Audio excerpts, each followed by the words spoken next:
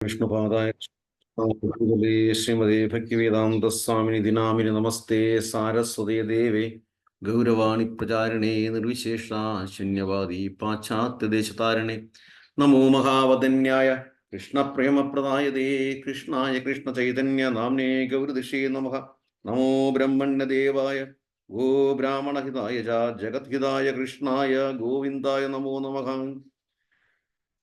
ശ്രീകൃഷ്ണ ചൈതന്യ പ്രഭോ നിത്യാനന്ദ ശ്രീ അദ്വൈത കഥാധര ശ്രീവാസാദി ഗൗരഭക്തവൃന്ദ ഹരേ കൃഷ്ണ കൃഷ്ണ കൃഷ്ണ ഹരേ ഹരേ ഹരേ രാമ രാമ രാമ ഹരേ ഹരേ. സംസാരസാഗരേ മഗ്നം ദീനം മാം കൃണാനിധേ കർമ്മഗ്രാഹീതാംഗം മമുദ്ധാർവവാർണവാത് ശ്രീമദ്ഭാഗവതാഖ്യോയം പ്രത്യക്ഷ കൃഷ്ണയേവകി സ്വീകൃതോऽസ്തി മയാ നാഥ മുക്ത്യർത്ഥം ഭവസാഗരേ മനോരഥോ മതിയോയം സർവദാ സവരസ്ത്വയ നിർവിഘ്നേനൈവ കർത്തവ്യം ദാസോഹം. കസ്തൂരിതിലകം ലലാടപടലേ വക്ഷസ്ഥലേ കൗസ്തുഭം നാസാഗ്രേ വരമൗക്തികം കരതലേ വേണുകരേ കങ്കണം സർവാംഗേ ഹരിചന്ദനം സുരളിതം കണ്ടേ ച മുക്താവരി ഗോപസ്ത്രീ പരിവേഷ്ടിതോ വിജയതേ ഗോപാലചൂടാമണി അസ്തി സ്വസ്തരിണീ കരാഗ്രവികരത് കൽപ്പപ്രസൂനാലുപ്തം വസ്തുപ്രസ്തുദ്വേണുനാദലകരീ നിർവ്യാകുലം സ്രസ്ത നിബദ്ധ നീവിലസത് ഗോപീ സഹസ്രാവൃതം ഹസന്യസ്തൻ താപവർഗം അഖിലോധാരം കിശോരാകൃതി കൃഷ്ണം നാരായണം വന്ദേ വ്രജപ്രിയം കൃഷ്ണം ദ്വൈപായനം വന്ദേ പ്രദാസുതം സച്ചിദാനന്ദരൂപായ വിശ്വത്പ്രത്യാദിഹേതവേ താപത്രയ വിനാശായ ശ്രീകൃഷ്ണായ വയം നമഃ. ശ്രീമദ്ഭാഗവതം നാമപുരാണം ലോകവിശ്രുതം ശൃണ്യാ ശ്രദ്ധയാ യുക്തോ മമാസന്തോഷകാരണം ശ്ലോകാർത്ഥം ശ്ലോകപാദം വാ നിത്യം ഭാഗവതോദ്ഭവം പഠതേ ശൃണ്യായസ്തു ഗോ സഹസ്രഫലം ലഭേത്.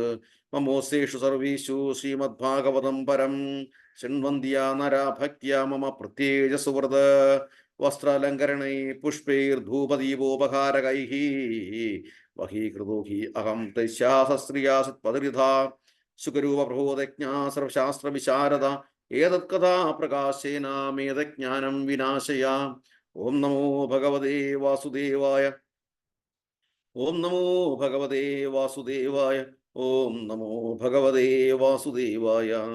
ജന്മാദ്യസ്യ യതോ അന്യകൃതചാർത്തേഷു അഭിജ്ഞസ്വരാട് തേനേ ബ്രഹ്മഹൃദായ ആദികവേ മുഹ്യം ധീയസൂരയഃ തേജോ വാരിമൃതാം യഥാ വിനിമയോ യത്ര സർഗോ അമൃഷാ ധാംനാ സേന സദാ നിരസ്തവകം സത്യം പരം ധീമഹി ധർമ്മ പ്രോചിത കൈതവോ അത്ര പരമോ നിർമ്മത്സരാണാം സതാം വേദ്യം വാസ്തവം അത്ര വസ്തു ശിവദം താപത്രയോന്മൂലനം. ശ്രീമദ്ഭാഗവതേ മഹാമുനികൃതേ കിം വാ പരിഹരീശ്വരഃ സദ്യോ ഹൃദ്യ അവരുത്വതേ അത്ര കൃതിവീ ശുശ്രൂഷവീ ദക്ഷണാത് നിഗമകൽപതരോ ഗലിതം സുഖമുഖാത് അമൃതാദ്രവ സംയുതം വിപദാ ഭാഗവതം രസമാലയം ഭുവി ഭാവുകാഃ. സൂതൗവാചായം പ്രവർജന്തമനുവേദമവേദകൃത്യം ദീപായനോ വിരഹകാതര ആജുഹാവ പുത്രേതി തന്മയതയതരോ അഭിനീതു സംസർവഭൂതഹൃദയം മുനിമാനതോസ്മി യസ്സാനുഭാവം അഖിലശ്രുതിസാരമേഘമധ്യാത്മദീപം അതിദൃഷതാം തമോന്തം സംസാരിണാം കരുണയാഹ പുരാണഗുഹ്യം തം വ്യാസസൂനും ഉപയാമി ഗുരും മുനീനാം. നാരായണം നമസ്കൃത്യ നരം ചൈവ നരോത്തമം ദേവീം സരസ്വതിം വ്യാസം തതോ ജയമുദീരയേത്. ഓം തത്സത്. ഹരേ കൃഷ്ണ. മൂകം കരോതി വാചാലം പങ്കും ലംഘയതി ഗിരിമത്കൃപാതമഹം വന്ദേ പരമാനന്ദമാധവം. നാരായണം നമസ്കൃത്യ നരം ചൈവ നരോത്തമം ദേവീം സരസ്വതിം വ്യാസം തതോ ജയമുദീരയേത്. ഹരേ കൃഷ്ണ.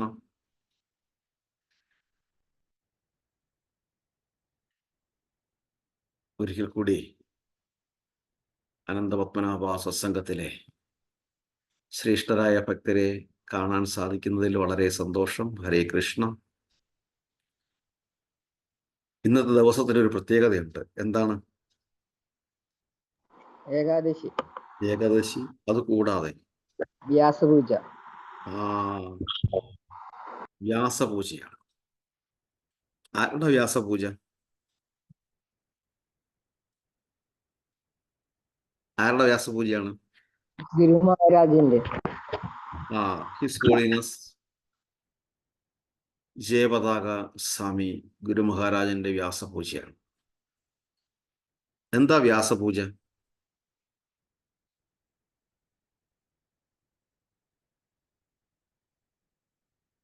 നമ്മളിപ്പം പറഞ്ഞു,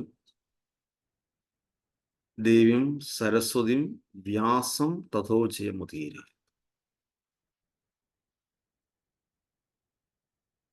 വ്യാസമഹർഷിയാണ് നമുക്ക്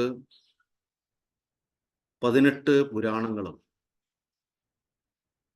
108 ഉപനിഷത്തുക്കളും 4 വേദങ്ങളും 2 ഇതിഹാസങ്ങളും തന്നിരിക്കുന്നത്. വ്യാസമഹർഷിയുടെ പൂർണ്ണമായ പേര്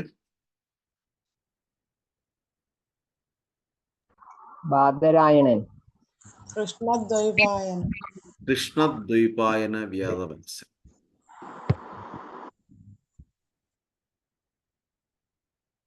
വ്യാസമഹർഷിയുടെ പ്രതിനിധികളായിട്ടാണ് ഈ ഗുരുപരമ്പരയെ അറിയപ്പെടുന്നത്.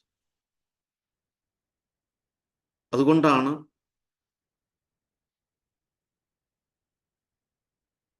വ്യാസപൂജ എന്ന് പറയുന്നു.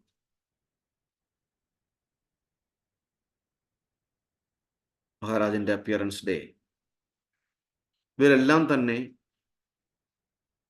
ഭഗവാന്റെ തന്നെ നിയോഗമായിട്ട് വന്ന ഭഗവത് പ്രതിനിധികളാണ്. അതിന് ഒട്ടേറെ സംഭവങ്ങളുണ്ട്. ശ്രീലപ്രഭുപാദരുടെ ഏറ്റവും പ്രിയപ്പെട്ട ശിഷ്യന്മാരിൽ ഒരാളാണ് ഹിസ് ഹോളിനസ് ജയപതാക സ്വാമി ഗുരു മഹാരാജ്.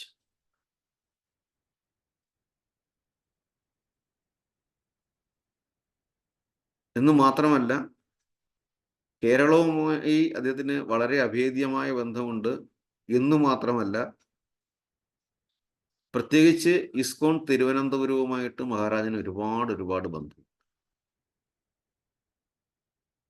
അദ്ദേഹത്തിന് ഫിസിക്കലി ഏബിളായ സമയത്ത്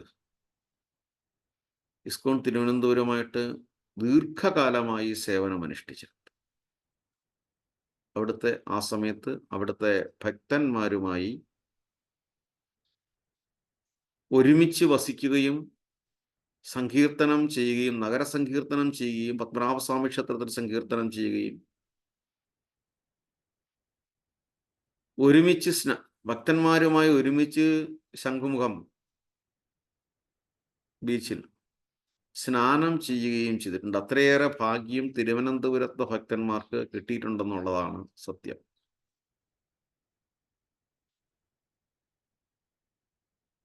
ഗുരു മഹാരാജന്റെ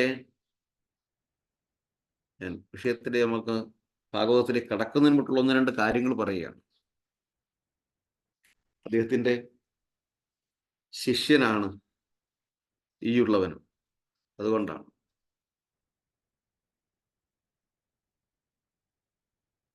ഞാൻ എവിടാ പറഞ്ഞു നിർത്തിയത്, പെട്ടെന്ന് മാറി. അദ്ദേഹം അമേരിക്കൻ സന്യാസി എന്നാണ് ആദ്യ നാളുകളിൽ അറിയപ്പെട്ടിരുന്നത്. അദ്ദേഹത്തിന്റെ യഥാർത്ഥമായ പേര് മെറ്റീരിയൽ നെയിം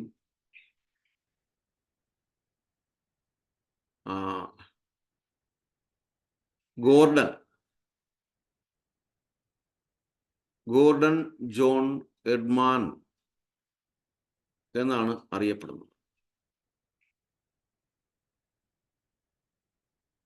അദ്ദേഹം US-ലെ Saint John's North Western Military അക്കാദമിയിലും ബ്രൗൺ യൂണിവേഴ്സിറ്റിയിലും പഠിച്ച് ബിരുദാനന്ദ ബിരുദവും നേടി. അദ്ദേഹത്തിൻ്റെ പിതാവ് വലിയ ഒരു ബിസിനസ്മാനായിരുന്നു. ഈ അടുത്തിടയ്ക്ക് അദ്ദേഹത്തിൻ്റെ സഹോദരങ്ങളുടെയൊക്കെ ഫോട്ടോ ഈ ഗ്രൂപ്പിൽ വന്നിട്ടുണ്ടോ എന്ന് അറിയത്തില്ല, ഞങ്ങൾ പബ്ലിഷ് ചെയ്തിരുന്നു. മഹാരാജ് ആത്മീയമായി ആദ്യം ആകർഷിക്കപ്പെടുന്നത് ശ്രീബുദ്ധന്റെ ഫിലോസഫിയുമായിട്ട് ബന്ധപ്പെട്ടിട്ടായി. അങ്ങനെ ഭാരതത്തിലേക്ക് യാത്ര ചെയ്യാനൊക്കെ അദ്ദേഹം തീരുമാനിച്ചു. ചുരുക്കി പറഞ്ഞാൽ ശ്രീല പ്രഭുപാദരെ കണ്ടെത്തുകയും പ്രഭുപാദരുടെ വചനങ്ങളിൽ വിശ്വാസമുണ്ടാവുകയും ഭഗവത്ഗീത, ഭാഗവതം ഒക്കെ പഠിക്കാൻ തീരുമാനിക്കുകയും ചെയ്തു, ശിഷ്യത്വം സ്വീകരിച്ചിട്ട്. ഈ അമേരിക്കക്കാർക്കൊരു പ്രത്യേകതയുണ്ട്, നമുക്കില്ലാത്തൊരു പ്രത്യേകതയാണ്. നമ്മൾ എന്തെങ്കിലും സംശയങ്ങൾ ചോദിച്ചു കഴിഞ്ഞാൽ ആ സംശയങ്ങളുടെ മറുപടി നമുക്ക് തന്നെ ഉണ്ടാവും. ശരിയല്ലേ? ശരിയല്ലേ? അതെ. വെറുതെ ചോദിക്കുന്നതാ. എന്തിനാ ചോദിക്കുന്നത് അറിയാമോ? ഞാൻ ഉദ്ദേശിച്ച മറുപടി തന്നെയാണോ എന്നറിയാൻ വേണ്ടിയിട്ട്. ശരിയല്ലേ? ഇനി അഥവാ ഇനി ഒരു നാട്ടുനടപ്പ് പറയുന്നതാണേ, ഡിവോട്ടീസിന് ഇടയ്ക്കുള്ള വർത്തമാനമല്ല പറയുന്നത്. അഥവാ ഇനി ഞാൻ ഉദ്ദേശിച്ച മറുപടി അല്ല പറയുന്നുണ്ടെങ്കിൽ ആ ഉത്തരം കിട്ടുന്നത് വരെ നമ്മൾ പലരോട് ചോദിച്ചുകൊണ്ടിരിക്കും. എന്നിട്ട് ആരെങ്കിലും ഒരാള് നമ്മൾ ചിന്തിച്ച വിഡ്ഢിത്തരമായ മറുപടിയാണ് പറയുന്നതെങ്കിൽ പിന്നെ പറയും, നോക്കൂ, ഈ ആൾക്ക് മാത്രമേ അറിയത്തുള്ളൂ, ബാക്കി എല്ലാവരും തെറ്റാണ്, അവർക്കൊന്നും അറിയത്തില്ല. ശരിയല്ലേ? ഞാൻ അപ്പോഴേ പറഞ്ഞില്ലേ ഇതായിരിക്കും ഉത്തരവെന്ന്.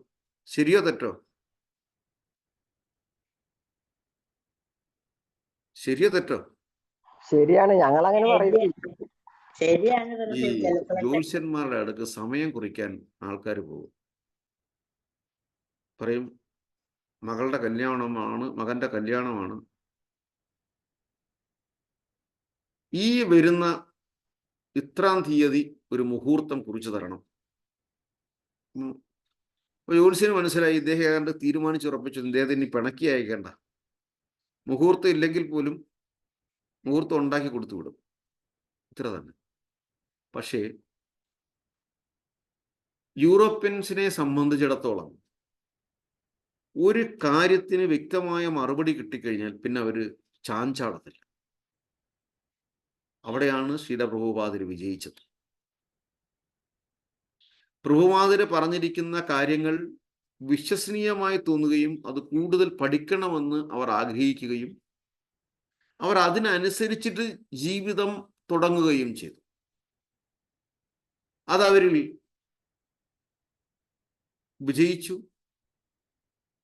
ഭഗവാൻ ആരാണ്? ദൈവം ആരാണ്? ഞാൻ ആരാണ്? എൻ്റെ ജീവിതം എന്താണ്? ഭഗവത്ഗീതയിലല്ലാതെ ഇതിന് ഒരു ഉത്തരവും മറ്റൊരു ഗ്രന്ഥങ്ങളിലും കാണാൻ പറ്റത്തില്ല. ഭഗവാൻ പറഞ്ഞിരിക്കുന്ന, ശ്രീകൃഷ്ണ ഭഗവാൻ പറഞ്ഞിരിക്കുന്ന ആ വചനങ്ങളാണ് ഈ ചോദ്യങ്ങൾക്കുള്ള ഉത്തരം. അത് ശ്രീലപ്രഭുപാദർക്ക് അവരോട് കൺവിൻസ് ചെയ്യാൻ സാധിക്കുകയും അവരതിൽ ഉറച്ചു വിശ്വസിക്കുകയും ശേഷം അത് പഠിക്കാൻ തീരുമാനിക്കുകയും മറ്റുള്ളവർക്ക് പറഞ്ഞു കൊടുക്കാൻ തീരുമാനിക്കുകയും ചെയ്തു.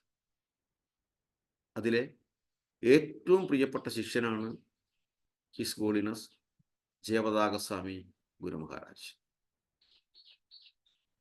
മായാപൂരിലെ ക്ഷേത്രമൊക്കെ നിർമ്മിക്കുന്ന സമയത്ത് അദ്ദേഹം വളരെ ക്ലേശങ്ങൾ അനുഭവിച്ചിരുന്നു. സൈക്കിളിൽ ഇഷ്ടിക കൊണ്ടുവന്ന് കൊടുക്കുമായിരുന്നു, തല ചുമടായിട്ട് കൊണ്ടുവന്ന് കൊടുക്കുമായിരുന്നു. അദ്ദേഹത്തിൻ്റെ ഈ പ്രവർത്തനങ്ങളുടെ ആ ചെറുപ്പ കാലഘട്ടത്തിൽ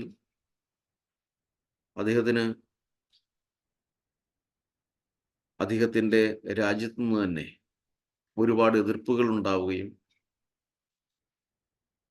ചില അപകടങ്ങളിൽ പെടുകയും ചെയ്തു. അതായത് മാരകമായി കഴുത്തിന് മുറിവേറ്റു, കുത്തിയതാണ്. അതിൽ നിന്നെല്ലാം രക്ഷപ്പെട്ടാണ് ഗുരു മഹാരാജ് ഇന്ന് എവിടെ എത്തിയത്.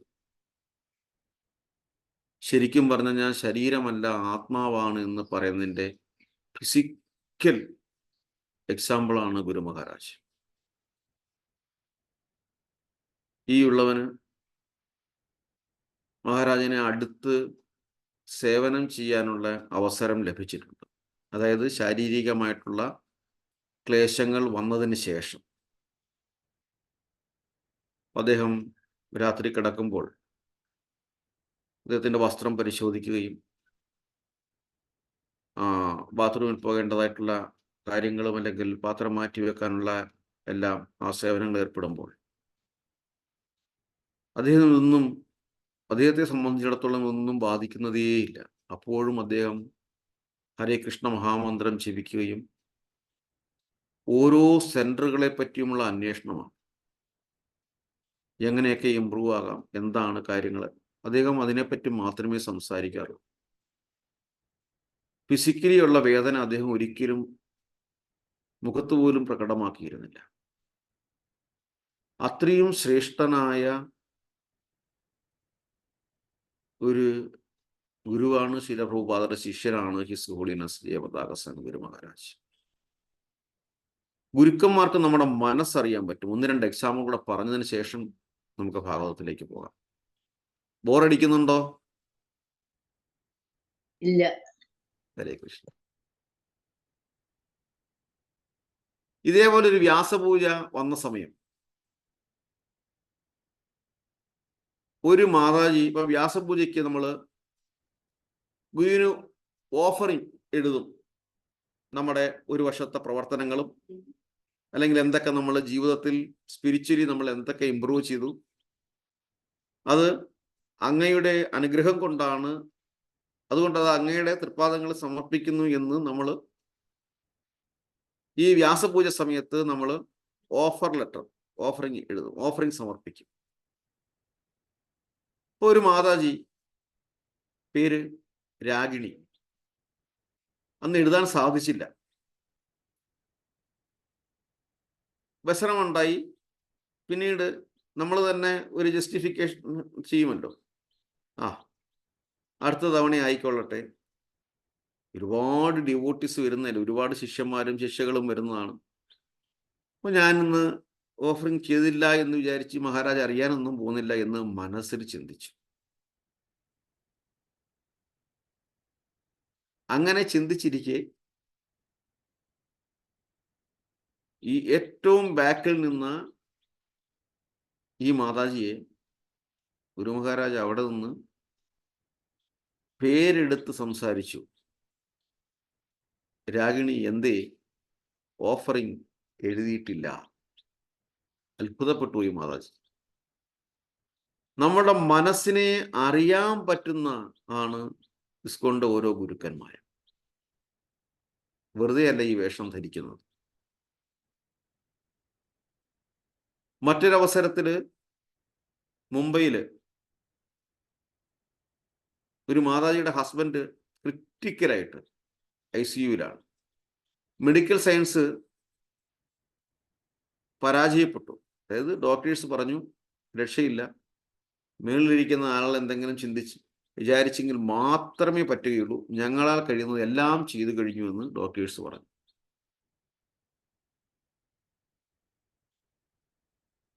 ആ മാതാജി ഉടനെ തന്നെ തൻ്റെ ഗുരുവായ ഹിസ് ഹോളിനെസ് ജയപതാക സ്വാമി ഗുരു മഹാരാജനെ വിളിച്ചു. മഹാരാജ് അന്നേരം എവിടെയോ പ്രീച്ചിങ് കഴിഞ്ഞിട്ട് കാറിലാണ്. കാര്യങ്ങളെല്ലാം പറഞ്ഞു. ശ്രദ്ധയോടെ മഹാരാജ് കേട്ടു. ഇങ്ങനെ ഈ സംസാരിക്കുന്ന വേളയിൽ മാതാജിയും ഈ മഹാരാജും തമ്മിൽ സംസാരിക്കുന്ന വേളയിൽ ഇടയ്ക്ക് തേർഡ് പാർട്ടിയോട് എന്തോ മഹാരാജ് സംസാരിക്കുന്നത് പോലെ അവർ കേട്ടു. ശരിയാവില്ലേ? ശരിയാകും. മാതാജി വിചാരിച്ചു വണ്ടിക്കകത്തിരിക്കുന്ന മറ്റാരോടെങ്കിലും സഹയാത്രികരോടോ ഒക്കെ സംസാരിക്കുന്നതായിരിക്കും. ചുരുക്കി പറഞ്ഞു കഴിഞ്ഞാൽ അത്ഭുതം എന്ന് പറയട്ടെ, മെഡിക്കൽ സയൻസ് തള്ളിപ്പറഞ്ഞ അല്ലെങ്കിൽ പരാജയപ്പെട്ട ക്രിട്ടിക്കൽ സ്റ്റേജിലായിരുന്ന മരണത്തിൻ്റെ വക്കിലുള്ള ആ മാതാജിയുടെ ഹസ്ബൻഡ് രക്ഷപ്പെട്ടു. അപ്പൊ ശരിയായില്ലേ, ശരിയാവും എന്നൊക്കെ മഹാരാജ് പറഞ്ഞത് ഭഗവാനോടുള്ള കൺവെർസേഷൻ ആയിരുന്നു. അവർക്ക് ഭഗവാനെ നേരിട്ട് കാണാനും സംവദിക്കാനുമുള്ള കഴിവുണ്ട്.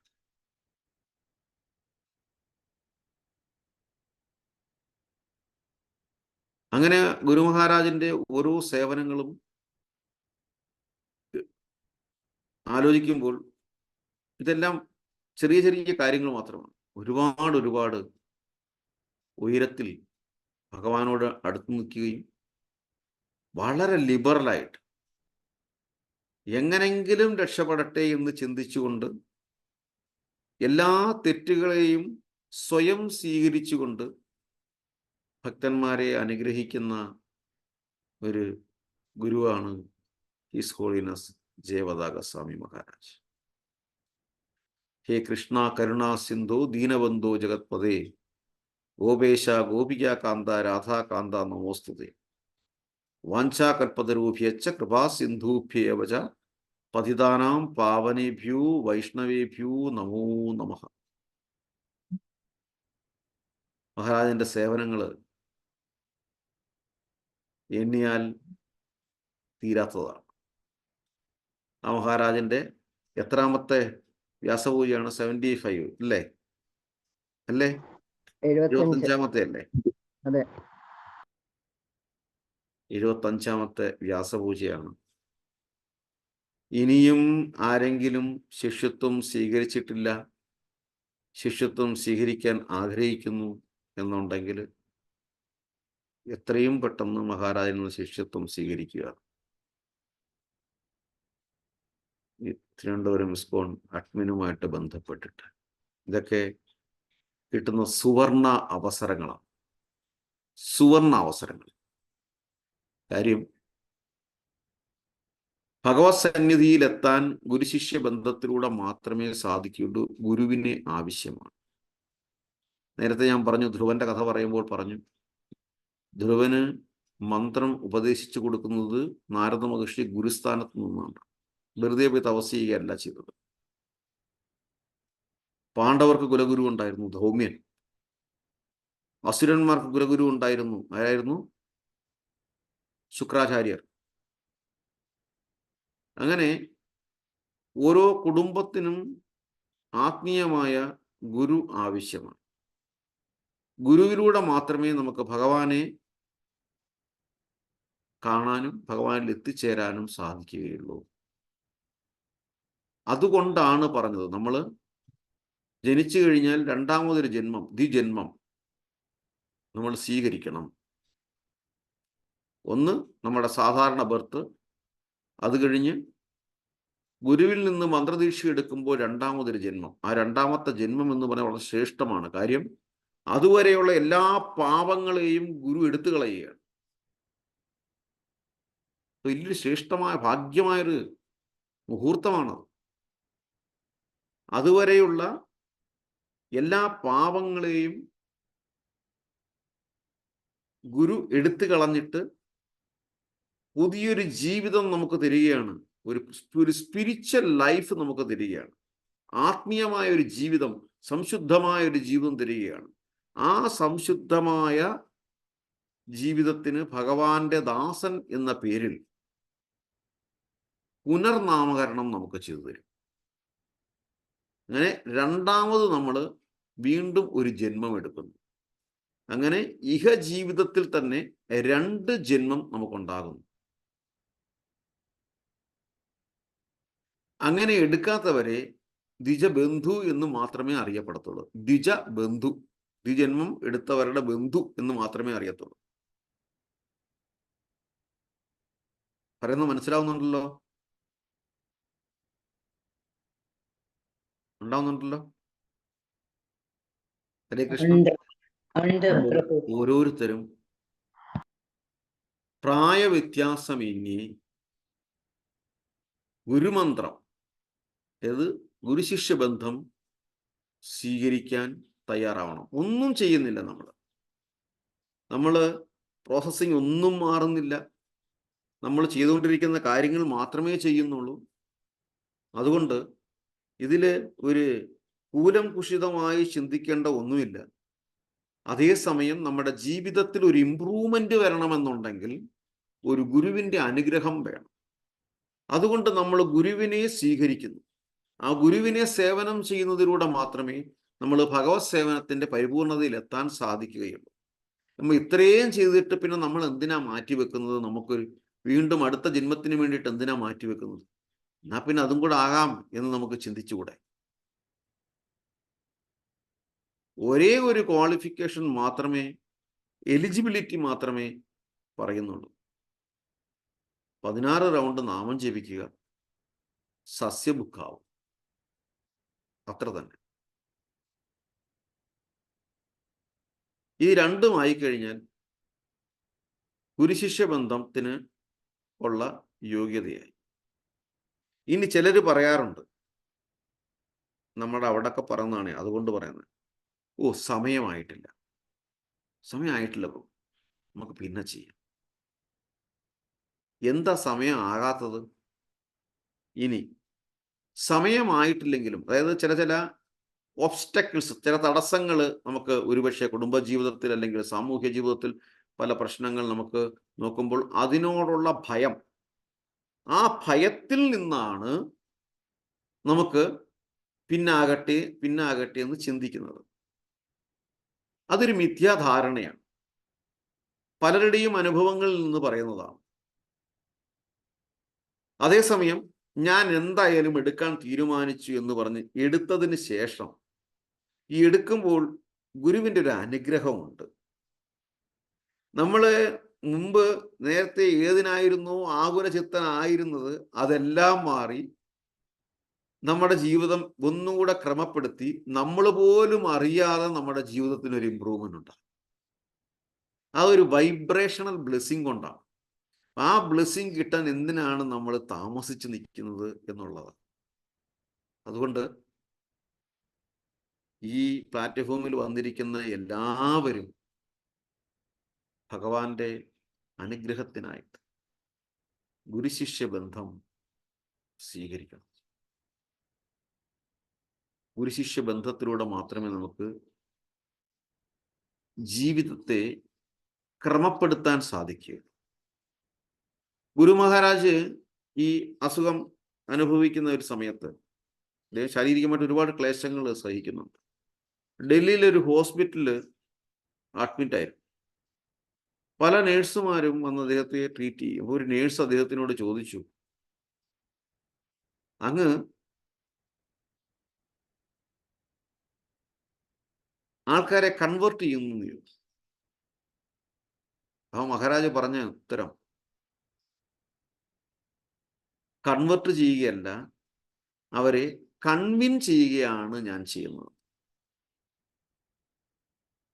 എത്ര സുന്ദരമായ മറുപടിയാണ്. ഇത് വെറും ഒരു കൺവേർഷൻ അല്ല, നമ്മളെ കൺവിൻസ് ചെയ്യുകയാണ്. നമ്മൾ ആരാണ്, നമ്മുടെ ഇദംപ്രഥമമായ കർത്തവ്യം എന്താണ്, ആർക്കാണ് നമ്മൾ സേവനം ചെയ്യേണ്ടത്, ഭഗവാനും നമ്മളും തമ്മിലുള്ള ബന്ധം എന്താണ്, ഇത് ഒരിക്കൽ നമ്മൾ മനസ്സിലാക്കി കഴിഞ്ഞാൽ ജീവിതം ശാശ്വതമായ സമാധാനത്തിലൂടെ മുന്നോട്ട് പോകും. ഞാൻ എപ്പോഴും പറയാറുള്ള ഒരു കാര്യമാണ്, മറ്റൊരു ഗുരുവായ രാധാനാഥ് സ്വാമി മഹാരാജിൻ്റെ ആത്മചരിത്രം വായിക്കണം. അതേ ഒരു ജൂതനായിരുന്നു, എന്തെല്ലാം ക്ലേശങ്ങൾ സഹിച്ചിട്ടാണ് ഭാരതത്തിലേക്ക് വന്നത്. അന്ന് ഭാരതം പ്ലേഗിൻ്റെ സമയമായിരുന്നു തോന്നുന്നു, അതോ പ്ലേഗ് കഴിഞ്ഞ കാലഘട്ടമായിരുന്നു. ഇത്ര പ്രയാസപ്പെട്ടാണ് ഭാരതത്തിൽ വന്നത്.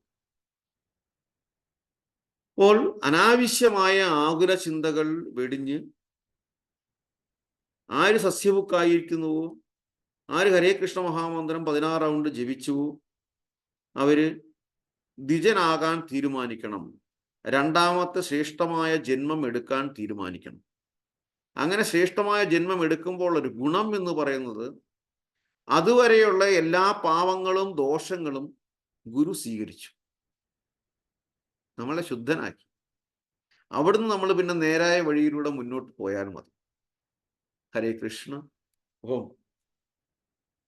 സൃഷ്ടിക്ക് വേണ്ടിയിട്ട് ബ്രഹ്മാവ് ഭഗവാന്റെ നാഭിയിൽ നിന്ന് പുറത്തു വന്നിട്ട് ആരെയും കാണുന്നില്ല. അങ്ങനെ 4 പാടും തിരിഞ്ഞു നോക്കി, അങ്ങനെ 4 വശവും തിരിഞ്ഞു നോക്കിക്കൊണ്ട് 4 തലകൾ അവിടെ ശിരസിൽ പ്രത്യക്ഷപ്പെട്ടു. അങ്ങനെ ബ്രഹ്മാവിനെ നാൻമുഖൻ എന്നറിയപ്പെട്ടു. ബ്രഹ്മാവ് ധ്യാനിക്കാൻ തീരുമാനിച്ചു. ആ ധ്യാനത്തിന്റെ ഫലമായി, അതായത് പ്രാർത്ഥന, ധ്യാനം എന്ന് പറയുമ്പോൾ ഇന്ന് നമ്മൾ ഭഗവാനോട് ചെയ്യുന്ന പ്രാർത്ഥന, ഹരേ കൃഷ്ണ കൃഷ്ണ കൃഷ്ണ ഹരേ ഹരേ, ഹരേ രാമ രാമ രാമ ഹരേ ഹരേ എന്ന മഹാമന്ത്രജപം തന്നെയാണ് പ്രാർത്ഥന. പ്രാർത്ഥനയിലൂടെ മാത്രമേ നമുക്ക് ജീവിതത്തിൽ രക്ഷപ്പെടാൻ സാധിക്കുകയുള്ളൂ. ഒരു കാലത്തും ഒരു കാരണവശാലും ഈ പ്രാർത്ഥനാ മന്ത്രം നമ്മൾ ഉപേക്ഷിക്കാൻ പാടില്ല. വഴിയും സത്യവും ജീവനും ഞാനാകുന്നു, ഭഗവാൻ പറയുന്നതാണ്. വഴിയും സത്യവും ജീവനും ഞാനാകും. ആ വഴിയും സത്യവും ജീവനും ഞാനാകുന്നു, ആ പാതയിലേക്ക് പോകുന്ന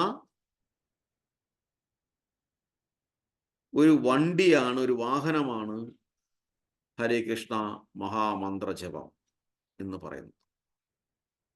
അതുകൊണ്ട് ഹരേ കൃഷ്ണ മഹാമന്ത്രജപം ചെയ്യുന്ന ഒരാൾക്ക് പിന്നെ തിരിഞ്ഞു നോക്കേണ്ടതായിട്ടുള്ള ഒരു കാര്യവുമില്ല, ഒരവസരവും അവർക്ക് വരുന്നില്ല എന്നുള്ളതാണ് സത്യം. മഹാമന്ത്രം ജപിച്ചു തന്നെ എത്രയോ പുണ്യാത്മാക്കൾ അവരുടെ പൂർവ്വജന്മത്തിലെ ദോഷങ്ങൾ എടുത്തു കളഞ്ഞിട്ടുണ്ട്. അങ്ങനെയാണ് അവർ പുണ്യാത്മാക്കളായിട്ട് മാറുന്നത്. ഇവിടെ ബ്രഹ്മാവ് അങ്ങനെ ധ്യാനിക്കുകയും പ്രാർത്ഥനയുടെ ഫലമായി പ്രത്യക്ഷപ്പെടുകയും ചെയ്തു. സമയമായിരുന്നു. പ്രത്യക്ഷപ്പെടുകയും ചെയ്തു. പ്രത്യക്ഷപ്പെട്ടു കഴിഞ്ഞാൽ ഉടനെ ബ്രഹ്മാവ് ഭഗവാനെ സ്തുതിക്കുകയാണ്. താവതുഭയം ദ്രവണ ഹേ ഗ്രേക സുഹൃന്നിമിത്തം ശോകസ്പൃഹാ പരിഭവോ വിപുലച്ച ലോഭഃ താവന്മേത്യ സദവഗ്രഹ ആർത്തിമൂലം യാവന്നതേ അംഗ്രിം അഭയം പ്രവണീത ലോകഃ. ശ്രീമദ് മഹാഭാഗവതം തൃതീയ സ്കന്ധം 9-ാമത്തെ അധ്യായം 6-ാമത്തെ ശ്ലോകം ഒന്ന് എടുത്താട്ടെ.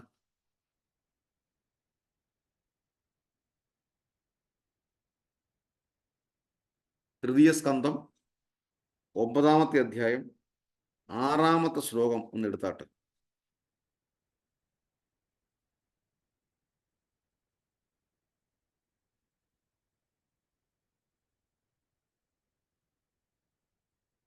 എടുത്തോ?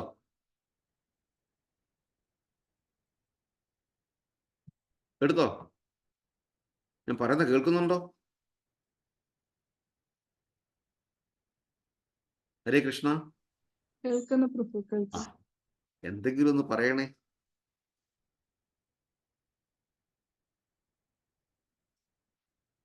എടുക്കാൻ പറ്റുമോ? തൃതീയ സ്കന്ധം 9-ാമത്തെ അധ്യായം 6-ാമത്തെ ശ്ലോകം.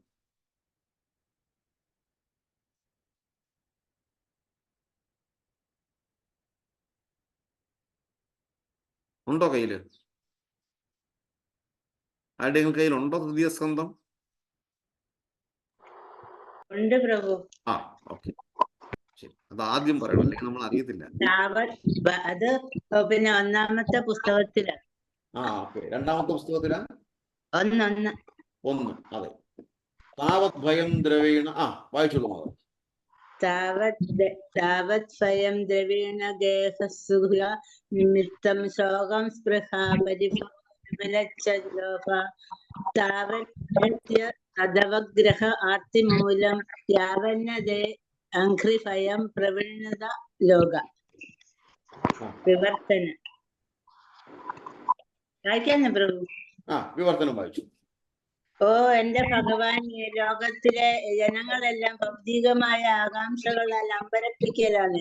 അവർ എല്ലായ്പ്പോഴും ഭയത്തിലാണ്. എപ്പോഴും തങ്ങളുടെ സമ്പത്ത്, ശരീരം, സുഹൃത്തുക്കൾ തുടങ്ങിയവ സംരക്ഷിക്കാൻ വ്യഗ്രതപ്പെടുന്ന അവർ ദുഃഖപൂർണരായിട്ടും ഞാനെന്നും എന്റേതെന്നുമുള്ള നശ്വര സങ്കല്പത്തിന്റെ അടിസ്ഥാനത്തിൽ നീതീകരിക്കാനാവാത്ത ദുരാഗ്രഹങ്ങളോടെ വ്യക്തിപരമായ വസ്തുവകകൾ അധീനതയിലാക്കുന്നു എന്ന് വരെ അങ്ങയുടെ സുരക്ഷിതമായ പാദപങ്കജങ്ങളുടെ അഭയം സ്വീകരിക്കുന്നില്ലയോ, അന്ന് വരെ അവർ അതേ ആകാംക്ഷയിലും ഭയത്തിലും ദുഃഖത്തിലുമായിരിക്കും.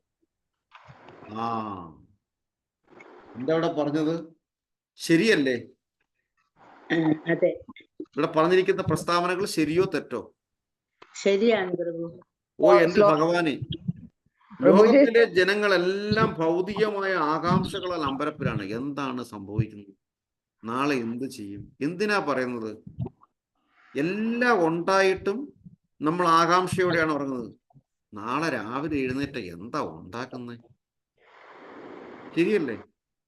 ശ്ലോകം ഒന്ന് പറയുമോ? ഏതാന്ന്? 9 മൂന്നാമത്തെ സ്കന്ധം 9-ാമത്തെ അധ്യായം 6-ാമത്തെ ശ്ലോകം. ഹരേ കൃഷ്ണ. ശരിയല്ലേ പറഞ്ഞത്? എല്ലാം ഉണ്ട്, എല്ലാം ഉണ്ട്. പക്ഷെ എന്നാലും നമ്മൾ ആകാംക്ഷയിലാണ്. രാത്രി കിടക്കുമ്പോൾ ചിന്തിക്കും രാവിലെ എഴുന്നേറ്റിട്ട് എന്താ ഉണ്ടാക്കണം. അനാവശ്യമായ ആകാംക്ഷയിലൂടെ പോകുമ്പോൾ മനസ്സും അനാവശ്യമായി വൈബ്രേറ്റ് ചെയ്തു പോകണം. അതുമൂലം ശാരീരിക ക്ലേശങ്ങൾ, മാനസിക ക്ലേശങ്ങൾ, അത് എല്ലാം പിന്നീട് എന്ത് ചെയ്യും? അനാരോഗ്യത്തിലേക്ക് വഴിവെക്കും. ഇതെല്ലാം നമ്മളുടെ കോൺഫിഡൻസ് നഷ്ടപ്പെടുന്നത് കൊണ്ടാണ് സംഭവിക്കുന്നത്. ആ കോൺഫിഡൻസ് ഉണ്ടാകാൻ ഭഗവത് കൃപയിലൂടെ മാത്രമേ സാധിക്കുകയുള്ളൂ. അതാണ് ഇവിടെ ബ്രഹ്മാവ് റിയലൈസ് ചെയ്ത് ഭഗവാനോട് പറയുന്നത്. ഓ എൻ്റെ ഭഗവാനെ, ലോകത്തിലെ ജനങ്ങളെല്ലാം ഭൗതികമായ ആകാംക്ഷകളാൽ അമ്പരപ്പിലാണ്. അവർ എല്ലായ്പ്പോഴും ഭയത്തിലാണ്. എപ്പോഴും തങ്ങളുടെ സമ്പത്ത്, ശരീരം, സുഹൃത്തുക്കൾ തുടങ്ങിയവ സംരക്ഷിക്കാൻ വ്യഗ്രതപ്പെടുന്ന അവർ ദുഃഖപൂർണരായിട്ടും ഞാനെന്നും എന്റേതെന്നുമുള്ള നശ്വര സങ്കല്പത്തിന്റെ അടിസ്ഥാനത്തിൽ നീതീകരിക്കാനാവാത്ത ദുരാഗ്രഹങ്ങളുടെ വ്യക്തിപരമായ വസ്തുവകകൾ അധീനതയിലാക്കുന്നു. എന്നുവരെ അങ്ങയുടെ സുരക്ഷിതമായ പാദപങ്കജങ്ങളുടെ അഭയം സ്വീകരിക്കുന്നില്ലയോ? നമ്മൾ കഴിഞ്ഞ പ്രാവശ്യം പഠിച്ചു. ഭഗവാന്റെ തൃപ്പാദങ്ങളുടെ മഹത്വം നമ്മൾ പഠിച്ചു. ആ തൃപ്പാദങ്ങളിൽ അവർക്ക് കിട്ടിയ അനുഗ്രഹങ്ങളും നമ്മൾ പഠിച്ചു. ഇവിടെ ബ്രഹ്മാവ് ഓർമ്മിപ്പിക്കുകയാണ്, എന്ന് യാതൊരുവൻ അങ്ങയുടെ സുരക്ഷിതമായ പാദപങ്കജങ്ങളുടെ അഭയം സ്വീകരിക്കുന്നില്ലയോ, അന്നുവരെ അവർ അതേ ആകാംക്ഷയിലും ഭയത്തിലും ദുഃഖത്തിലുമായിരിക്കും. ഭഗവാന്റെ തൃപ്പാദങ്ങളിൽ ശരണാഗതി തേടുന്ന ഒരുവൻ യൗന്ദയ പ്രതിജാനീഹി നമേ ഭക്ത്യാ പ്രണശ്യതി, ഒരിക്കലും നാശം സംഭവിക്കത്തില്ല. ഒരു സംശയമില്ല കാര്യത്തിൽ. എത്രയെത്ര ഉദാഹരണങ്ങൾ ഭഗവാൻ കാണിച്ചത്. അപ്പം ആ തൃപ്പാദ പങ്കജങ്ങളിൽ ശരണം പ്രാപിക്കുക എന്നുള്ളതാണ് നമ്മുടെ ഇതം പ്രഥമമായ കർത്തവ്യം. ഇതിന്റെ ഭാവാർത്ഥം ആർക്ക് വായിക്കാൻ പറ്റും? ആർക്ക് വായിക്കാൻ പറ്റും ഭാവാർത്ഥം? വായിക്കാൻ പ്രഭു. ഭാവാർത്ഥം: എല്ലായ്പ്പോഴും കുടുംബ വിചാരങ്ങളാൽ ഭരിക്കപ്പെടുന്ന ഒരുവന് എങ്ങനെ ഭഗവാനെ പറ്റിയും അദ്ദേഹത്തിന്റെ നാമരൂപ കീർത്തി യോഗ്യതകളെ പറ്റിയും ചിന്തിക്കുവാൻ സാധിക്കുമെന്ന് ഒരുവൻ ചോദിച്ചേക്കാം. ഭൗതിക ലോകത്തിലെ ഓരോരുത്തരും എങ്ങനെ തന്റെ കുടുംബം പുലർത്താം, എങ്ങനെ തന്റെ സ്വത്തുക്കൾ സംരക്ഷിക്കാം, എങ്ങനെ തന്റെ ബന്ധുക്കളെയും സുഹൃത്തുക്കളോടുമുള്ള ബന്ധം ചുവട് പിഴയ്ക്കാതെ നിലനിർത്താം തുടങ്ങിയ വിചാരങ്ങളിൽ മുഴുകി കഴിയുന്നവരായിരിക്കും. അയാൾ അങ്ങനെ അന്തസ്സ് കാത്തു സൂക്ഷിക്കാനുള്ള ശ്രമമായിരിക്കും. സദാ ഭയത്തിലും ദുഃഖത്തിലുമായിരിക്കും. ഈ ചോദ്യത്തിനുള്ള ഉചിതമായ ഉത്തരമായി ഇവിടെ ബ്രഹ്മദേവൻ പറയുന്നത് സ്വീകരിക്കാവുന്നതാണ്. ഒരു പരിശുദ്ധ ഭക്തൻ ഒരിക്കലും താൻ തന്നെയാണ് തന്റെ ഭവനത്തിന്റെ ഉടമയെന്ന് വിചാരിക്കുകയില്ല. ഹരേ കൃഷ്ണ. ഹരേ കൃഷ്ണ. വളരെ രസകരമായ ഒരു കഥയുണ്ട്, എല്ലാവർക്കും അറിയാവുന്നതാണ്. ദുര്യോധനൻ തന്റെ കൊട്ടാരത്തിലേക്ക് ഭഗവാനെ കൂട്ടിക്കൊണ്ടുപോകുന്ന രംഗം. വിതുരരും കൂടെയുണ്ട്. ഇല്ലേ? ശരിയല്ലേ? അതെ. അപ്പോൾ ദുര്യോധനൻ പരിചയപ്പെടുത്തും, ഇതെല്ലാം എൻ്റെ കൊട്ടാരങ്ങളാണ്, അങ്ങക്ക് എത്ര സുഖസൗകര്യങ്ങൾ ആവശ്യമുണ്ടെങ്കിലും എനിക്ക് പ്രൊവൈഡ് ചെയ്യാൻ, എനിക്ക് തരാൻ സാധിക്കും. എവിടെയാണ് താമസിക്കേണ്ടതെന്ന് പറഞ്ഞാലും, ഏത് അന്തഃപുരത്ത് താമസിക്കേണ്ടെന്ന് പറഞ്ഞാലും, എന്തൊക്കെ വേണമെന്ന് പറഞ്ഞാലും, അങ്ങനെ സംസാരിച്ച് നടന്നു പോകുമ്പോഴാണ് ചെറിയൊരു വീട്, ഒരു കുടില് കണ്ടത്. ഇത് ആരുടെ വീടാണെന്ന് പറയുമ്പോൾ വിതുരൻ ഉടനെ പറയും, വിതുരർ പറയും, കൃഷ്ണ, അത് അങ്ങയുടെ വീടാണ്. ഓ, കൃഷ്ണൻ വിചാരിക്കും, ഇത്രയും നേരം നമ്മൾ നടന്നു വന്നിട്ട് എല്ലാം ദുര്യോധനന്റെ വീടുകളായിരുന്നു, ഇവിടെ എനിക്കും ഒരു വീടുണ്ടോ? ഭഗവാൻ ഒന്ന് ചിരിക്കും. എങ്കിൽ ഞാൻ എൻ്റെ വീട്ടിൽ താമസിച്ച് കളയാം എന്ന് പറഞ്ഞ് എല്ലാ സുഖസൗകര്യങ്ങളും സ്നേഹപൂർവ്വം നിരസിച്ചുകൊണ്ട് വിതുരരുടെ ആ ചെറിയ കുടിലിലേക്ക് ഭഗവാൻ പോകും. അതാണ്. ഇതൊന്നും നമ്മളുടേതല്ല, ഇതെല്ലാം ഭഗവാന്റേതാണെന്നുള്ള ചിന്ത ഓരോ നിമിഷവും ഉണ്ടായിരിക്കും. നമ്മളെ കൊണ്ട് ഒന്നും ചെയ്യാൻ സാധിക്കില്ല. വായിച്ചോളും മതി. ഹരേ കൃഷ്ണ. ഒരു പരിശുദ്ധ ഭക്തൻ ഒരിക്കലും താൻ തന്നെയാണ് തന്റെ ഭവനത്തിന്റെ ഉടമയെന്ന് വിചാരിക്കുകയില്ല. അയാൾ എല്ലാം ഭഗവാന്റെ പരമമായ നിയന്ത്രണത്തിന് അടിയറ വയ്ക്കും. അതുമൂലം അയാൾക്ക് കുടുംബം പുലർത്തുന്നതിനെ പറ്റിയോ കുടുംബത്തെ സംരക്ഷിക്കുന്നതിനെ പറ്റിയോ ഭയപ്പെടേണ്ടി വരുന്നില്ല. ഈ കീഴടങ്ങൾ നിമിത്തം അയാൾക്ക് സ്വത്തിനോട് ആകർഷണം ഉണ്ടായിരിക്കുകയില്ല. അഥവാ ഉണ്ടായാൽ തന്നെ അത് ഇന്ദ്രിയ ആസ്വാദനത്തിന് വേണ്ടിയായിരിക്കും. ഒരു പരിശുദ്ധ ഭക്തനും സാധാരണ ഒരുവനെ പോലെ ധനസമ്പാദനത്തിന് ആകൃഷ്ടനായെന്ന് വരാം. എന്നാൽ ഭക്തൻ ധനം സമ്പാദിക്കുന്നത് ഭഗവത് സേവനത്തിന് വേണ്ടിയും സാധാരണ മനുഷ്യനെ സമ്പാദിക്കുന്ന സ്വന്തം ഇന്ദ്രിയാസ്വാദനത്തിന് വേണ്ടിയുമായിരിക്കും. അതാണ് വ്യത്യാസം. സാധാരണ ലൗകികനെ പോലെ ആർത്തി മൂലമാവില്ല ഭക്തന് സ്വത്ത് സമ്പാദിക്കുന്നത്. പരിശുദ്ധ ഭക്തൻ എല്ലാം ഭഗവാന്റെ സേവനത്തിന് വേണ്ടി എന്ന നിലയിൽ സ്വീകരിക്കുകയാകയാൽ സ്വത്ത് സമ്പാദനത്തിന്റെ വിഷപ്പല്ല് പറിച്ചു മാറ്റപ്പെട്ടിരിക്കും.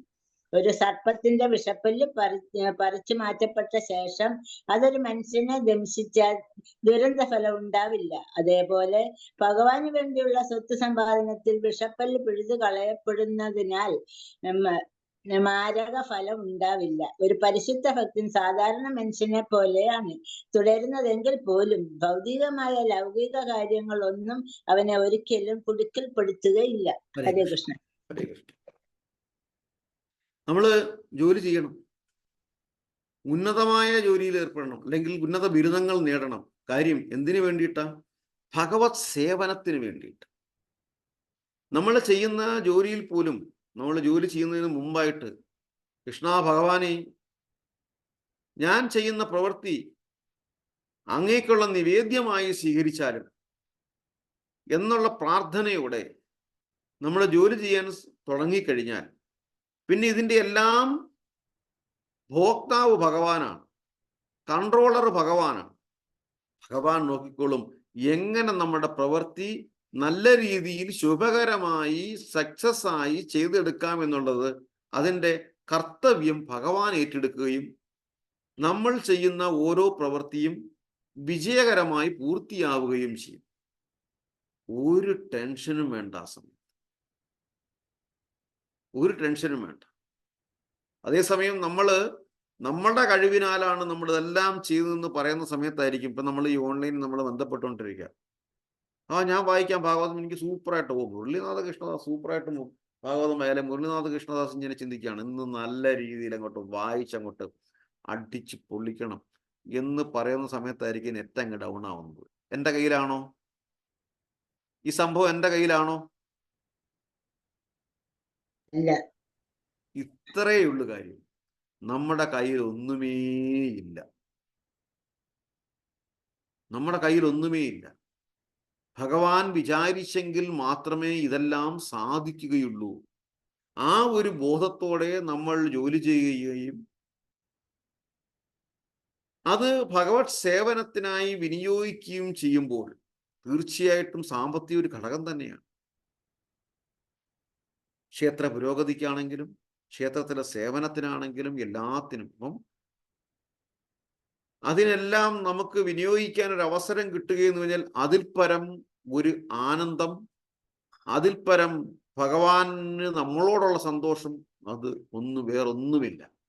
എൻ്റെ ഭക്തൻ നോക്കൂ, അവൻ ജോലി ചെയ്യുന്നു, ഭക്തിത സേവനത്തിന് വേണ്ടിയിട്ട് അവൻ ആ വേതനം ഉപയോഗപ്പെടുത്തുന്നു, വൃഥാവിലാവുന്നില്ല.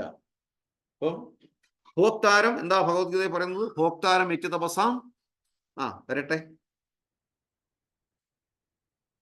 ഭോക്താരം യജ്ഞതപസാം സർവലോകമഹേശ്വരം സുഹൃദം സർവഭൂതാനാം ജ്ഞാത്വാ മാം ശാന്തി മൃച്ഛതി. ഹരേ കൃഷ്ണ. എല്ലാത്തിൻ്റെയും ഭോക്താരം യജ്ഞ തപസാം, എല്ലാ യജ്ഞങ്ങളുടെയും തപസ്സുകളുടെയും ഭോക്താവ് ഭഗവാനാണെന്ന് മനസ്സിലാക്കുന്ന ഒരുവൻ. ഇല്ലേ?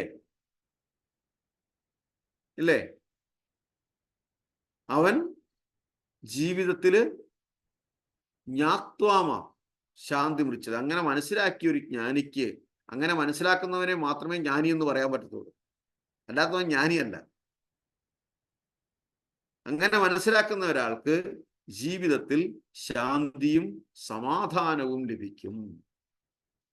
അപ്പോൾ അങ്ങനെ പോയിട്ട്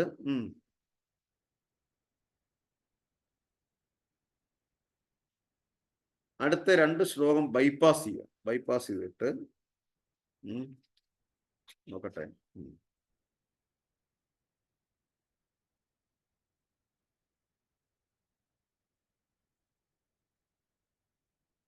ഒമ്പതാമത്തെ ശ്ലോകം ഒന്ന് വായിച്ചേ. 9ാമത്തെ ശ്ലോകം. യാവത് പൃഥക്ത്വമിതാത്മന ഇന്ദ്രിയാർത്ഥ മായാബലം ഭഗവതോ ജന ഈശ പശ്യേത് താവന്ന സംസ്കൃതി രസവും പ്രതിസംക്രമേത വ്യർത്ഥാമി ദുഃഖേ നിവഹം വഹതി ക്രിയാർത്ഥ. കേൾക്കാൻ പറ്റൂ? 9ാമത്തെ ശ്ലോകം. ഹരേ കൃഷ്ണ. യാവത് പൃഥക്ത്വമിദമാത്മന ഇന്ദ്രിയാർത്ഥ മായാബലം ഭഗവതോ ജനഈശ പശ്യേത് താവന്ന സംസൃതിരസൗ പ്രതിസംക്രമേത വ്യാർത്ഥാപി ദുഃഖ നിവഹം വഹതി ക്രിയാർത്ഥ. ഹരേ കൃഷ്ണ. അതിന്റെ വിവർത്തനം ഒന്ന് വായിച്ചു. ശ്രീല പ്രഭുപാദ കി ജയ്. ഓ എന്റെ ഭഗവാനെ, ഭൗതിക ദുഃഖങ്ങൾ ആത്മാവിന്റെ അസ്തിത്വത്തിന് ബാധകമല്ല. എങ്കിലും ശരീരം ഇന്ദ്രിയാസ്വാദനത്തിനും വേണ്ടിയുള്ളതാണെന്ന് ബദ്ധാത്മാവ് കരുതുന്നിടത്തോളം കാലം അങ്ങയുടെ ഭൗതിക ശക്തിയുടെ സ്വാധീനത്താലുള്ള ഭൗതിക ദുഃഖങ്ങളെ കുരുക്കുകളിൽ നിന്ന് അവനെ പുറത്തു വരാൻ കഴിയുകയില്ല. ഹരേ കൃഷ്ണ. ഹരേ കൃഷ്ണ. ഒരു മിനിറ്റ്. ഓ എന്റെ ഭഗവാനെ, ഭൗതിക ദുഃഖങ്ങൾ ആത്മാവിന്റെ അസ്തിത്വത്തിന് ബാധകമല്ല. എങ്കിലും ശരീരം ഇന്ദ്രിയ ആസ്വാദനത്തിന് വേണ്ടിയുള്ളതാണെന്ന് ബദ്ധാത്മാവ് കരുതുന്നിടത്തോളം കാലം അങ്ങയുടെ ഭൗതിക ശക്തിയുടെ സ്വാധീനത്താലുള്ള ഭൗതിക ദുഃഖങ്ങളുടെ കുരുക്കുകളിൽ നിന്ന് അവന് പുറത്തു വരാൻ കഴിയില്ല. ഏതാണ് ഭൗതിക ശക്തി? ഭൗതിക ശക്തി ഏതാണ്? മായ. മായ. ഈ പ്രപഞ്ചത്തിലെ 3 ഗുണങ്ങളിൽ, സാത്വികം, രാജസികം, താമസികം, ഈ 3 ഗുണങ്ങളിലും നമ്മൾ പെട്ട് നിൽക്കുകയും ഈ ഗുണങ്ങൾ അങ്ങോട്ടും ഇങ്ങോട്ടും മാറുകയും ആ ഗുണങ്ങൾ മാറുന്നതിലൂടെ നമ്മൾ ക്ലേശങ്ങൾ സഹിക്കുകയും സഹിക്കാതിരിക്കുകയും ചെയ്യുന്നു. ശരിയല്ലേ? ശരിയോ തെറ്റോ? ശരിയോ തെറ്റോ? ശരിയാണ്. അപ്പം ഈ പ്രപഞ്ചത്തിൽ കാണുന്ന മായാശക്തിയിൽ പെടുന്നത് കൊണ്ടാണ് നമ്മൾ ദുഃഖങ്ങൾ അനുഭവിക്കുന്നത്. ഞാനെന്നും എൻ്റേതെന്നുമുള്ള ആ ഒരു വ്യത്യാസം. ഞാന് പണ്ടൊരു കഥ പറഞ്ഞിട്ടുണ്ടോ ഇവിടെ? ദ ബെറ്റ് എന്നൊരു ഇംഗ്ലീഷ് സ്റ്റോറി പറഞ്ഞിട്ടുണ്ടായിരുന്നുവോ? പണ്ട് കേരള യൂണിവേഴ്സിറ്റി പഠിക്കാൻ ഉണ്ടായിരുന്നതാണ്.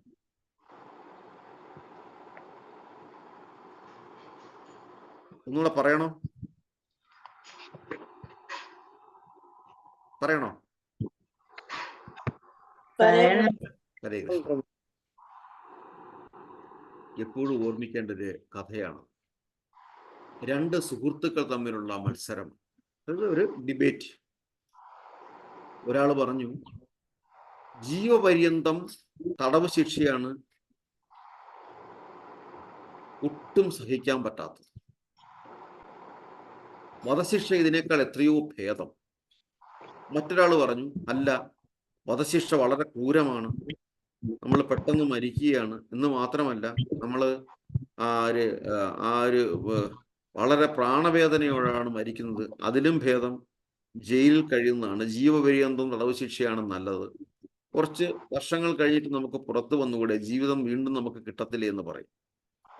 അങ്ങനെ അവർ തമ്മിൽ ഡിബേറ്റായി. അവസാനം ജീവപര്യന്തം തടവ് ശിക്ഷയാണ് നല്ലതെന്ന് പ്രൂവ് ചെയ്യാം. അപ്പം ഇദ്ദേഹം സമ്മതിച്ചു, ഒരു സുഹൃത്ത് സമ്മതിച്ചു, ശരി ആ ജീവപര്യന്തമാണ് നല്ലതെന്നുള്ളത് പറഞ്ഞ ആ സുഹൃത്ത് സമ്മതിച്ചു. അപ്പം വിജയിച്ചു കഴിഞ്ഞാൽ ഇതാണ് ഇതിന്റെ എന്താ പറയുന്നത്, അതിന് പറയുന്നത്, വിജയിച്ചു കഴിഞ്ഞാൽ എന്റെ സ്വത്തുക്കളെല്ലാം ഞാൻ അങ്ങേക്ക് തരും. അഥവാ വിജയിച്ചില്ലെങ്കിൽ അങ്ങയുടെ സ്വത്തുക്കളെല്ലാം എന്റേതാകും. ഇവിടെ എല്ലാം മെറ്റീരിയലി കണക്റ്റഡ് ആണ്, ഭൗതികമായി. അപ്പോഴും സ്വാർത്ഥമായ ചിന്താഗതിയാണ്. ഇതെല്ലാം നമുക്ക് ഒഴിവാക്കാൻ വേണമെന്നുണ്ടെങ്കിൽ, പക്ഷെ സ്വാർത്ഥമായ ചിന്ത, എല്ലാം എനിക്ക് വേണം എന്നുള്ള. ശരി, രണ്ടുപേരും പരസ്പരം സമ്മതിച്ചു. അങ്ങനെ ഈ ജീവപര്യന്തം ആണ് ശരി എന്ന് പ്രൂവ് ചെയ്യാൻ വേണ്ടിയിട്ട് അദ്ദേഹം തയ്യാറാവുകയും അദ്ദേഹത്തിന് ഒരു മുറി സജ്ജീകരിച്ചു കൊടുക്കുകയും ചെയ്തു. അപ്പം മുറിയിൽ നിന്ന് പുറത്തു വരാൻ പറ്റില്ലെന്നുള്ളൂ, 25 വർഷം ആ മുറിയിൽ തന്നെ കഴിയണം. അതേസമയം അദ്ദേഹം ആഗ്രഹിക്കുന്ന കാര്യങ്ങളെല്ലാം സാധിച്ചു കൊടുക്കും, ആഹാരം കൊടുക്കും, വെള്ളം കൊടുക്കും, എല്ലാം. അങ്ങനെ അദ്ദേഹം കുറച്ചു നാൾ അങ്ങനെ പോയി. കുറേ നാൾ പോയതിന് ശേഷം അദ്ദേഹത്തിന് സിനിമകൾ കാണണം, നല്ല നല്ല ആഹാരം കഴിക്കണമെന്ന് പറഞ്ഞു. നല്ല നല്ല ആഹാരം കൊണ്ട് കൊടുക്കും.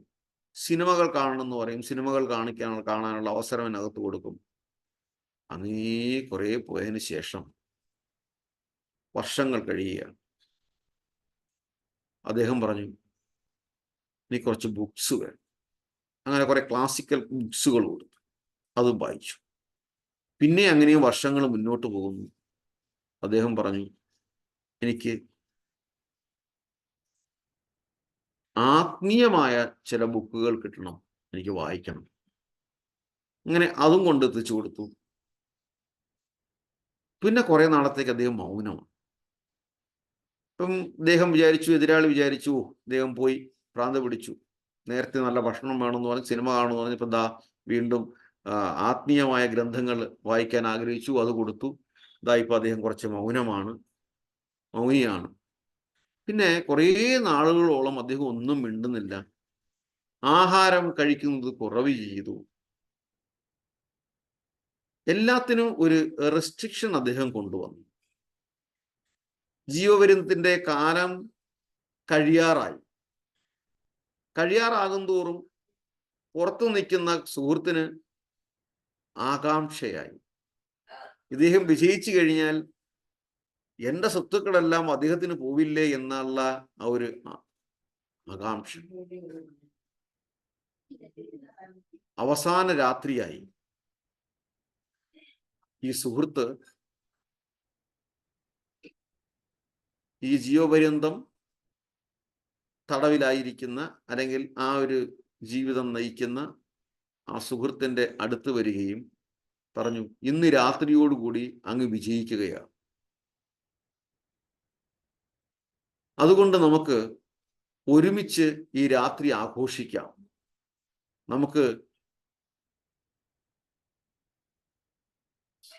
ഞാനൊരു പ്രത്യേക ഒരു പാനീയം തയ്യാറാക്കിക്കൊണ്ടാണ് വന്നിരിക്കുന്നത്, ഇത് കുടിച്ചുകൊണ്ട് നമുക്ക് ആഘോഷിക്കാമെന്ന് പറഞ്ഞു. ഇന്നു മുതൽ എൻ്റെ സ്വത്തുക്കളെല്ലാം അങ്ങയുടേതാവുകയാണ്. ഈ സുഹൃത്ത് ഒന്നും മിണ്ടുന്നില്ല, എല്ലാം കേട്ടുകൊണ്ട് തന്നെയാണ് ഇരിക്കുന്നത്. അത് അപ്പോഴും മൗനത്തിലായി. 2 ഗ്ലാസ്സിൽ ഒഴിച്ചു വെച്ചു, കുടിക്കൂ, നമുക്കിന്ന് ശരിക്കും ആഘോഷിക്കാമെന്ന് പറഞ്ഞു. എൻ്റെ എല്ലാ സ്വത്തുക്കളും ഇങ്ങനെ നഷ്ടപ്പെടുകയാണ്. അപ്പോൾ വീണ്ടും ഈ സുഹൃത്ത് സംസാരിച്ചു.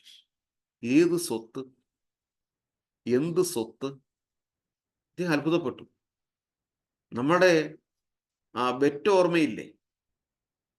അങ്ങ് ജീവപര്യന്തം വിജയിച്ചു കഴിഞ്ഞാൽ എൻ്റെ സ്വത്തുക്കളെല്ലാം അങ്ങേക്കും, ഈ ഒരു ടെസ്റ്റിൽ അങ്ങ് തോറ്റു കഴിഞ്ഞാൽ അങ്ങയുടെ സ്വത്തെല്ലാം എനിക്കും എന്നുള്ളതല്ലേ കരാറ്?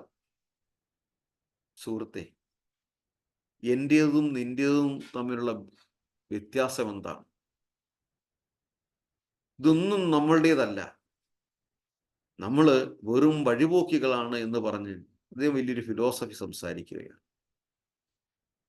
അതുകൊണ്ട് സുഹൃത്തെ, അങ്ങയുടേതെന്ന് ചിന്തിച്ച് അങ്ങ് വച്ചിരിക്കുന്നതെല്ലാം അങ്ങയുടെ തന്നെ ആയിക്കൊള്ളട്ടെ, എനിക്ക് യാതൊന്നിനും അവകാശബോധമില്ല, എല്ലാം മുകളിലിരിക്കുന്ന ഭഗവാന്റേതാണ് എന്ന് പറയും. ശരി, ഏതായാലും അങ്ങ് വന്നതല്ലേ, അതുകൊണ്ട് നമുക്ക് ഒരുമിച്ച് അങ്ങയുടെ സന്തോഷം നടക്കട്ടെ. അങ്ങ് പറഞ്ഞതുപോലെ നമുക്ക് ഒരുമിച്ച് ഈ പാനീയം കുടിച്ചുകൊണ്ട് നമുക്ക് ഈ ആഘോഷിക്കാം ഈ അവസരം എന്ന് പറഞ്ഞ് ആ ഒഴിച്ചു വെച്ചിരുന്ന ഗ്ലാസ്സിൽ എടുക്കുമ്പോൾ ഈ സുഹൃത്ത് കയ്യിൽ പിടിക്കും, അരുത്, അങ്ങിത് കുടിക്കരുത്, അങ്ങല്ലേ പറഞ്ഞത് ഇത് കുടിക്കാൻ. ഇല്ല, ഞാൻ ഒരു ചതിയനാണ്, ഞാനൊരു തെറ്റ് ചെയ്തു, എൻ്റെ സ്വത്തുക്കളെല്ലാം നഷ്ടപ്പെടുമെന്ന് വിചാരിച്ചിട്ട് ഞാനിതിൽ വിഷം ചേർത്തിട്ടുണ്ട് എന്ന് പറഞ്ഞു. നോക്കണം, ജീവിതത്തിലെ നമ്മുടെ ഭൗതികമായ കാമ ആസക്തിയാണ് നമ്മളെ തെറ്റിലേക്ക് നമ്മളെ കൊണ്ടുപോകുന്നത്. ഈ വ്യക്തി അവസാനം ചില ആത്മീയ ഗ്രന്ഥങ്ങൾ വായിച്ചതിലൂടെ അദ്ദേഹത്തിന്റെ മനസ്സിന് പരിവർത്തനം ചെയ്യുകയും അദ്ദേഹം എല്ലാത്തിനോടും ഒരു പ്രത്യേകമുള്ള ഒരു മമതാബന്ധം ഉപേക്ഷിക്കുകയും ചെയ്തു. അതുകൊണ്ട് എൻ്റേതും നിൻ്റേതും തമ്മിലുള്ള ആ ഒരു വ്യത്യാസം ഇല്ലാതാവുകയും ആ സുഹൃത്തിനെ സ്നേഹപൂർവം കാണാൻ ശ്രമിക്കുകയും പറ്റി. അതേസമയം ഭൗതികമായ ആസക്തിയോടെ നിലനിന്നിരുന്നതിനാൽ സ്വന്തം സുഹൃത്തിനെ വധിക്കാൻ സുഹൃത്ത് നമ്പർ 2 തോന്നുകയും ചെയ്തു. പറഞ്ഞു വരുന്നത്, ജീവിതത്തിൽ എല്ലാം ഭഗവാന്റേതാണ് എന്ന് തോന്നണമെന്നുണ്ടെങ്കിൽ തന്നെയും ഗുരുശിഷ്യ ബന്ധത്തിലൂടെ നമ്മൾ ഭാഗവതവും ഭഗവത്ഗീതയും പഠിക്കുകയും അതുവഴി നമ്മൾ നാമം ജപിക്കുകയും അതുവഴി നമ്മൾ മുന്നോട്ട് പോവുകയും ചെയ്യുമ്പോൾ മാത്രമേ ഈ വിദ്യ ഉടമസ്ഥ അവകാശം ഉപേക്ഷിക്കാൻ നമുക്ക് സാധിക്കൂ. അങ്ങനെ ഉപേക്ഷിക്കുമ്പോൾ മാത്രമേ നമുക്ക് ജീവിതത്തിൽ ശാന്തിയും സമാധാനവും ലഭിക്കുകയുള്ളൂ. ഒരുവന്റെ കഷ്ടപ്പാട് എങ്ങനെയാണ് സംഭവിക്കുന്നതെന്ന് ബ്രഹ്മാവ് തന്നെ ഭഗവാനോട് പറയുകയാണ്. വാഞ്ചാകൽപതരൂഭ്യശ്ച കൃപാ സിന്ധൂഭ്യേവച പതിതാനാം പാവനേഭ്യോ വൈഷ്ണവേഭ്യോ നമോ നമഃ. ഹരേ കൃഷ്ണ. ഹിസ് ഹോളിനസ് ദേവതാഗ സദ്ഗുരു മഹാരാജ് കി ജയ്. ഹരേ കൃഷ്ണ. ഹരേ കൃഷ്ണ. ഹരേ കൃഷ്ണ. ഇന്നത്തെ ദിവസം നമുക്ക് എന്തൊക്കെ കിട്ടിയെന്നുള്ളത്